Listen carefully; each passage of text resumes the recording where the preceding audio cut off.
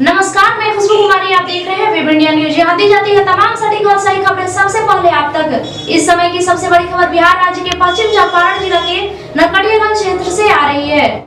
उससे बहुत हटके बिहार का परिधि। बिहार कहाँ है? नेता लोग कैमरा पे शर्म के मारे नहीं कर रहे हैं कि हमारे बिहार को 35 साल से शोषण कर रहे हैं, कभी किसी पार्टी के नाम पे, कभी किसी पार्टी के नाम पे।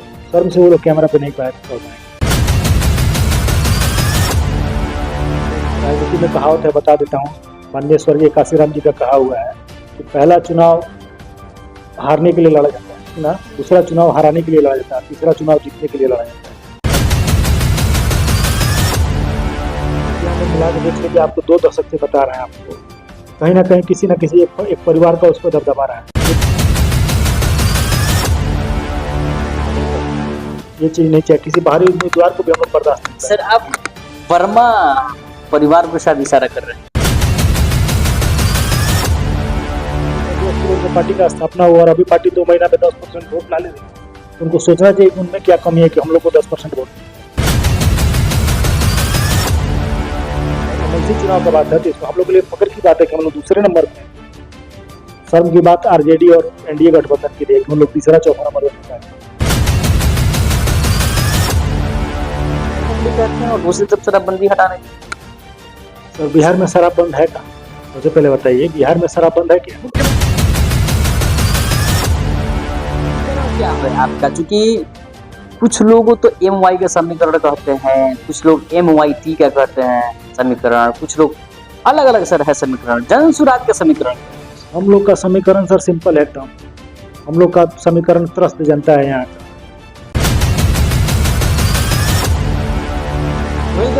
मैं रईस और आप देख रहे हैं वेब इंडिया न्यूज। जैसे जैसे विधानसभा चुनाव का समय करीब आता जा रहा है, वैसे वैसे प्रत्येक पार्टियां अपने अपने स्तर पर मेहनत करना शुरू कर दी। चाहे वो राज्य स्तर की पार्टियां हो, चाहे वो निर्दलीय हो। मैं आपको बता दूं, आगामी बिहार विधानसभा चुनाव के लिए जन सुराज भी अपना कमर कस लिया। चाहे वह पूर्व उपचुनाव हुआ है बिहार में 4 सीटों पर, सफलता तो मिल नहीं पाई है, लेकिन संघर्ष जारी रहा। इसी बीच हमारे साथ पश्चिमी चंपारण जिला के अंतर्गत नरकटियागंज प्रखंड के प्रखंड अध्यक्ष जी जुड़े हुए हैं जन सुराज से, अभिजीत कुमार जी, जिनको लोग प्यार से सनी दुबे जी के भी नाम से जानते हैं। इनका राजनीतिक कार्यकाल काफी लंबा समय रहा और अभी यह घड़ीहारवा पंचायत के मुखिया पद पर कार्य कर रहे हैं। सबसे बड़ी बात है कि सर अभी काफी वेल क्वालिफाइड है। और मैं आपको बता दूं, जब क्वालिफाइड लोगों से बातचीत होती है राजनीति की तो बहुत अच्छा लगता है। और हमारे यहाँ एक मनोभावना है लोगों का कि नेता का मतलब अनपढ़ व्यक्ति। काफी अक्सर हम लोग देखते हैं और फिल्म में भी इसी बात को दिखाया जाता है। इसी बीच हम सीधे इनसे खास बातचीत करेंगे जन सुराज को लेकर, क्या इनके पास रणनीति है आगामी बिहार विधानसभा चुनाव को लेकर। सर, स्वागत है आपका सर न्यूज चैनल में। सर, मैं चाहूंगा सर आप अपना एक छोटा सा परिचय दें।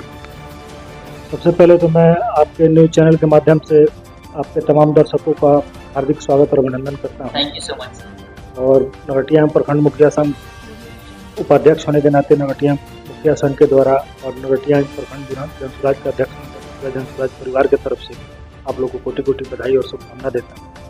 मेरा नाम अभिजीत कुमार उर्फ सनी दुबे है। मैं 2011 से लगातार अपने पंचायत भैयारों का मुखिया के रूप में प्रतिनिधित्व कर रहा हूँ और जन सुराज पार्टी का वर्तमान में नरकटियागंज प्रखंड का अध्यक्ष भी और संगठन के कामों को जमीनी स्तर। सर, आपका जो राजनीतिक स्तर है, राजनीतिक आपका कार्यकाल है, आप अन्य पार्टियों के साथ भी संघर्ष किए और आपने सत्ता में भी भेजे अपने प्रत्याशी को, लेकिन वास्तव में जन सुराज ही क्यों? देखिए सर, सबसे पहले मैं तो बता दूं कि मैं जब से मुखिया का काम कर रहा हूं तब से मैं किसी न किसी रूप से विभिन्न पार्टियों से जुड़ा रहा हूं। पहले सबसे पहले मेरा परिवार जो है विशुद्ध रूप से हम लोग कांग्रेसी थे। फिर समय बदला, धीरे धीरे धीरे करते करते कांग्रेस यहाँ से खत्म होते गया, लेकिन हम लोग की विचारधारा नहीं बदला। धीरे धीरे कई पार्टियों के संपर्क में आदमी आया, तभी अचानक जन सुराज प्रशांत किशोर जन सुराज लेके आए। जन सुराज हम लोग देखे, परखे, जाने, उनके पदयात्रा में शामिल हुए। पदयात्रा में उनके साथ हथियारवा तक चल के गए थे। उसके बाद से हम लोग का मेहनत देखिए, लगन देखिए, जो कुछ प्रसाद किशोर जी की टीम ने हम लोग को देखा, मुझे प्रखंड जन स्वराज का अध्यक्ष बनाया और मैं दोबारा फिर नॉमिनेट हुआ तो फिर भी दोबारा अध्यक्ष बना उसका। तो जन स्वराज पार्टी जो है ये सारी पार्टियों से हटके सबसे पहले तो चीज़ ये हवाबाजी नहीं बात करती है, जातिवाद नहीं करती है। यहाँ पे जो सही है वही दिखाया जाए। बिहार का जो सही में परिदृश्य जो नेता लोग दिखाते हैं उससे बहुत हटके बिहार का परिदृश्य। बिहार कहाँ है, नेता लोग कैमरा पे शर्म के मारे नहीं कर रहे हैं। जो हमारे बिहार को 35 साल से शोषण कर रहे हैं, कभी किसी पार्टी के नाम पे, कभी किसी पार्टी के नाम पे, शर्म से वो लोग कैमरा पे नहीं बात कर पाएंगे। जाति के नाम पे इतना ना जाति आता भर दिया गया लोग, विकास दिखता ही नहीं है। इतना ना जाति धर्म का नाम भर दिया गया, विकास दिखता ही नहीं है। विडम्बना तो ये है कि हमारे नेता लोग, एमपी सांसद लोग वोट मांगने तक नहीं आते हैं। पहले से नैरेटिव सेट है कि किसको कहाँ वोट, ये स्थिति है। तो विकास कहाँ से हो पाएगा, नहीं हो पाएगा। इस चीज़ को तोड़ना है हम लोग को। जनसुराज के सिपाही बन के उसको एक दिन में नहीं, 2 दिन में नहीं, 1 साल में नहीं, 10 साल में तो सर अन्य पार्टियों का कहना ये है कि जन स्वराज में वही लोग जुड़ रहे हैं जिनका अन्य पार्टी में सम्मान नहीं हो रहा। ऐसी कोई बात नहीं है। आदमी हमारा सब हर एक जगह सम्मान है। विभिन्न पार्टियों को विभिन्न नेता लोग से जुड़े हुए हैं, सब जगह सम्मान है। वो कुछ विचारधारा की लड़ाई है। जन स्वराज का जो विचारधारा है एकदम, हम लोग युवा वर्ग के लोग हैं, हम लोग का युवा मेल खाता है। बिहार के भविष्य जो है जन स्वराज सुधार सकता है, दूसरा कोई नहीं सुधार सर हालांकि मैं आपको यह बता दूं, उपचुनाव जो हुआ था बिहार के 4 सीटों पर सर सफलता नहीं मिल पाई और हाल ही में एमएलसी पद पर जो मुजफ्फरपुर में हुआ था चुनाव सर, आपको दूसरे स्थान पर है सर। आखिर में सर कब तक संघर्ष होगा, परिणाम तो मिल नहीं रहा है।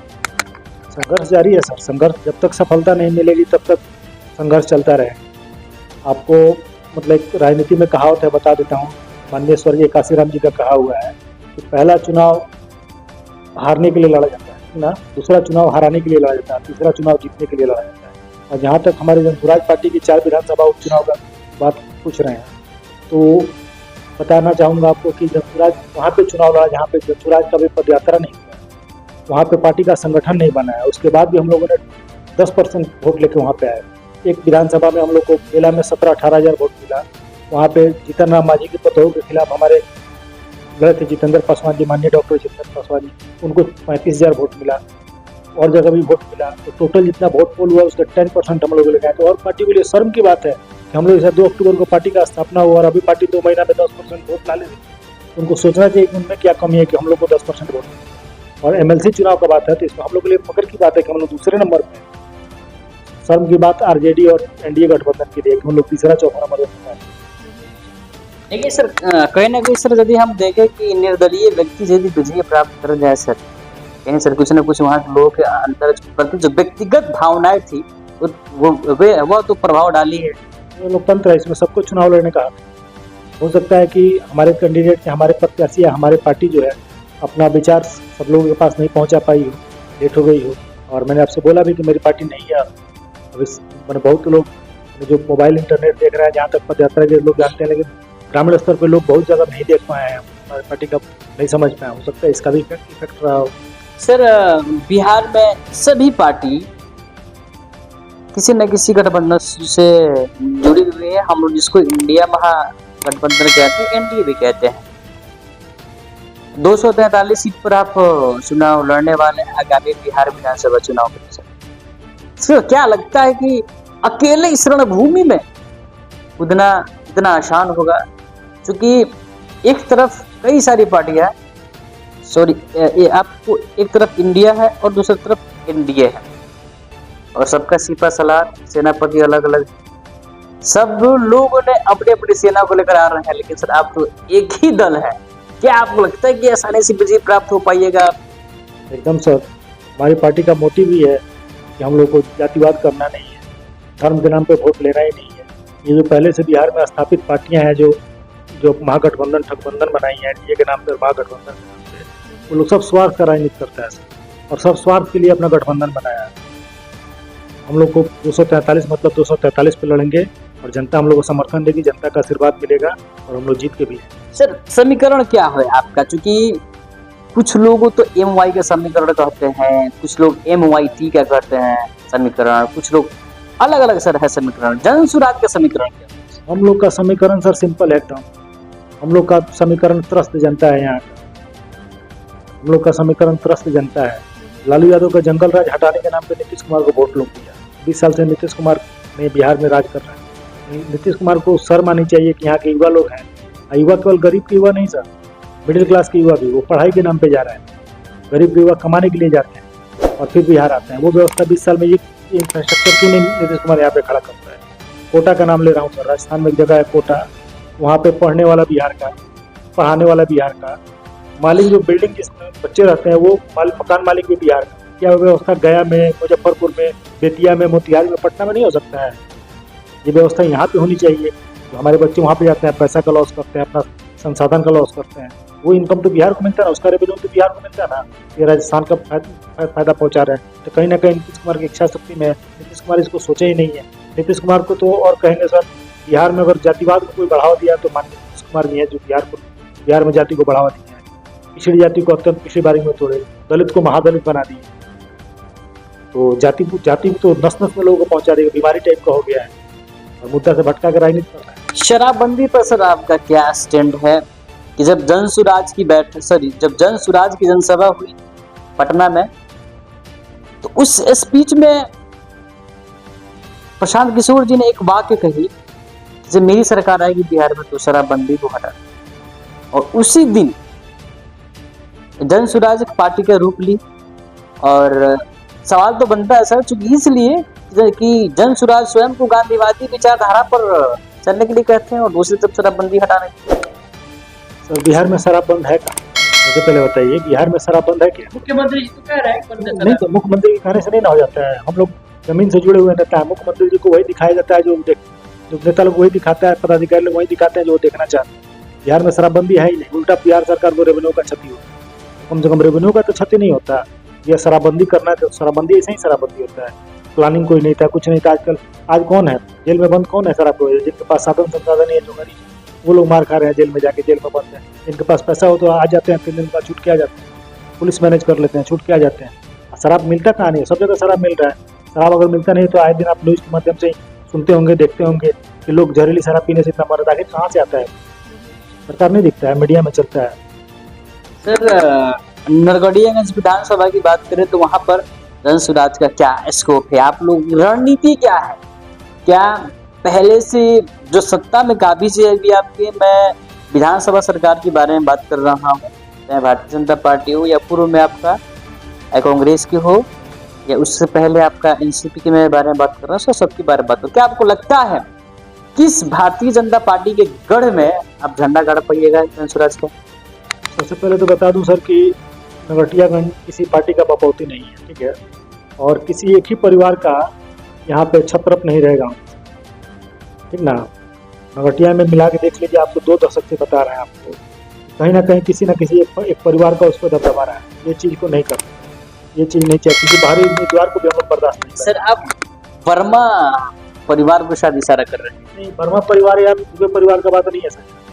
कहने का मतलब हमारे नेता कहते हैं कि बिहार में मात्र 1200 परिवार ही हैं जिनके घर से एमपी, सांसद, विधायक, मुख्यमंत्री बनते हैं, क्योंकि यहाँ पे और लोग नहीं है। 13 करोड़ 14 करोड़ का आबादी है।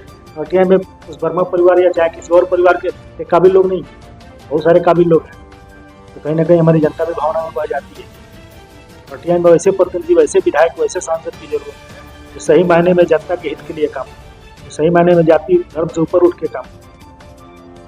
सर आखिरी सर आपसे सवाल है कि 2025 में विधानसभा का चुनाव है और जो जनता सत्ता में भेजती है अपने विकास के लिए, वही अपना विनाश का फ्यूचर लिखती है। सर तो मैं आपसे पूछना चाहूंगा कि वही जनता 5 साल इंतजार करती है अच्छे प्रत्याशी को चुनने के लिए, और वही जनता 5 साल पछताती है गलत प्रत्याशी को चुनकर। आप उन भोली भाली जनता को क्या कहना चाहेंगे जो पहले से उनके मनोभावना में तय होता है कि हमें वोट किसको देना है, चाहे वो वोट मांगने आए या ना आए?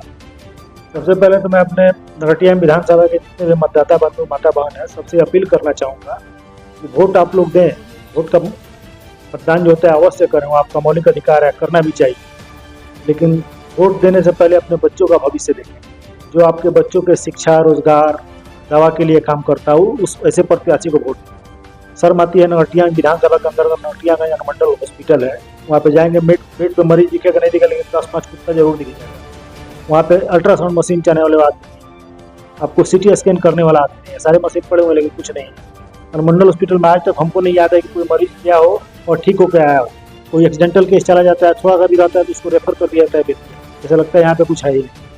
यहाँ पे जनता से अपील मेरा यही रहेगा कि ऐसे प्रतिनिधि को चुने, ऐसे विधायक को अपने बीच में लाएं जो आपका स्थानीय हो, आप लोग को दुख दर्द समझ सके और आपका जो भी समस्या है उसका निदान ससमय करा सके। जी सर, आपका सर बहुत बहुत सर धन्यवाद, आपको मूल्यवान समय दिए। तो ये थे सन्नी दुबे जी, जिन्होंने अपनी बात को बेबाकी से रखी जन सुराज की ओर से, और खासकर जनता की समस्या भी बताई।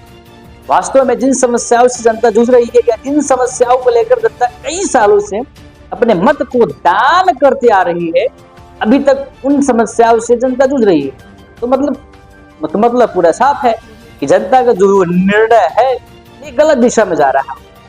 पता नहीं कि जनता किस बेस पर अपना मत दे रही है।